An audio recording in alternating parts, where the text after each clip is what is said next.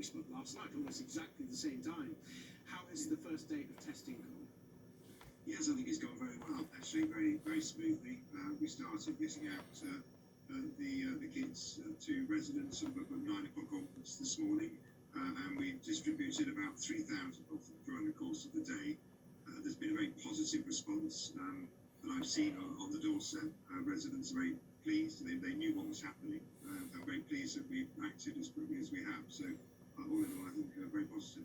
So, you and a number of volunteers, I think 200 volunteers, give help to the vulnerable. In general, how are you guys getting on?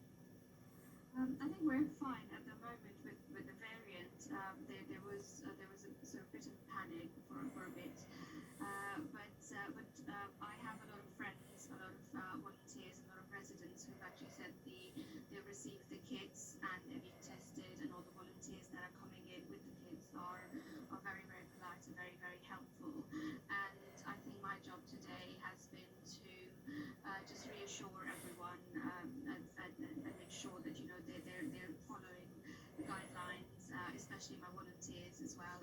And what I'm trying to do is asking volunteers who are outside the testing zone to pick up the tasks, so that we're still helping the elderly and vulnerable. Councillor, let's say I live in Woking and I happen to have a few days' worth of food at home. Should I stay completely at home to help the effort, or should I continue to go outside, go for a walk, go to the shops, meet one other person in the open air, like in the rest of the UK?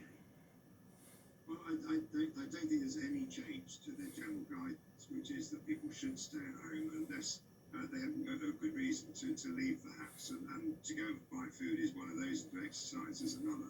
So, yes, of course. I mean, I think we would encourage everybody to stay at home and effectively to isolate. But we're not saying that there are any further restrictions in relation to people in Woking at all. Right, so even if I have food at home, I can still go out to the shop and get some? Yes, indeed. Are you stopping people from outside the affected postcode from getting into that postcode? No, there's no restrictions on that. I mean, we're obviously reinforcing the message about staying at home and the face space and hands and so on. So all those usual messages, and just asking people to be a little bit more vigilant, a little bit more careful. But we haven't said to anybody that they can't carry on with their normal daily routine. If they can work from home, then absolutely please do that over the next few days. You'll have the test results. Hopefully, I hope by the weekend, starting to see those come through. And obviously, then if you're positive, you need to isolate. But no, I mean we're just expecting people to continue to be very sensible. Sonal, you're dealing with people, some of whom can't leave the house. How are they getting on? What have they been saying to your volunteers? They have been slightly anxious, and I've been speaking to people throughout the day, and the sort of it's been mixed. Some people are very, very anxious, and we're trying to reassure them, and a lot of people are quite optimistic that the council has actually got boots on the ground very, very quickly, and the test kits they're all rolling out. At the moment, every time we're speaking to someone, we're just telling them that the service is still available, we're still around, there's no need to panic, we're still getting their prescriptions, we're still getting food for them if they need to shoot for any reason. Does that reassure them? Yes, it does. I've been trying to put messages out throughout the day, yes. Hopefully that's worked. Councillor Oliver, I don't know if you have any of those conversations with older or more vulnerable members of the community in Woking. Yeah, not just in Woking, but across the county. I mean, we have about 3,000 residents who are in the clinically extremely vulnerable category. So we're in regular contact with them. So, yeah, we spend a lot of time as a county council and indeed with our district and borough colleagues and so on, reassuring people and making sure that if they need any help or support, that we're there to give it to them. And how long will it be until you finish testing for this particular cluster? I think we're assuming it'll take another 2 days. If people aren't in, we're going back, knocking on the door up to 3 times. So we did 3,000 today. We're expected to do at least that tomorrow, and then hopefully we're 9,000 is our target number of residents to contact. So I would hope the next 2 days we would achieve that.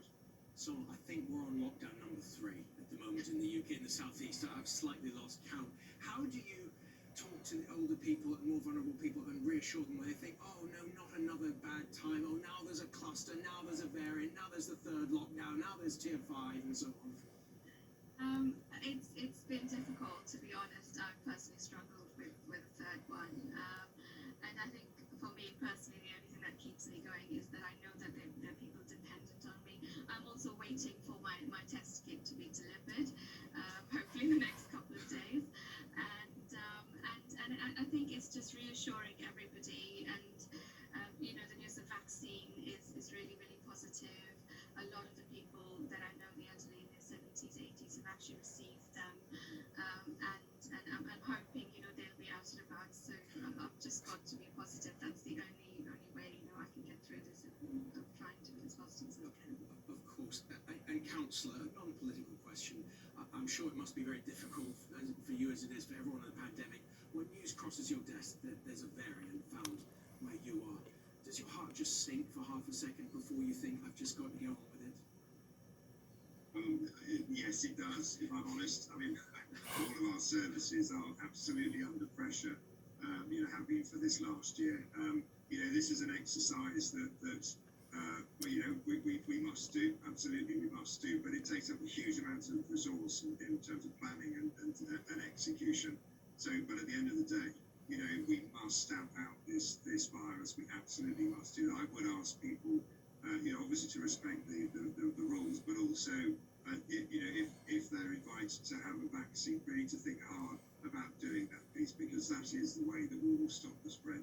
Councillor Tim Oliver in Shropshire. Thank you so much for joining me. One more story.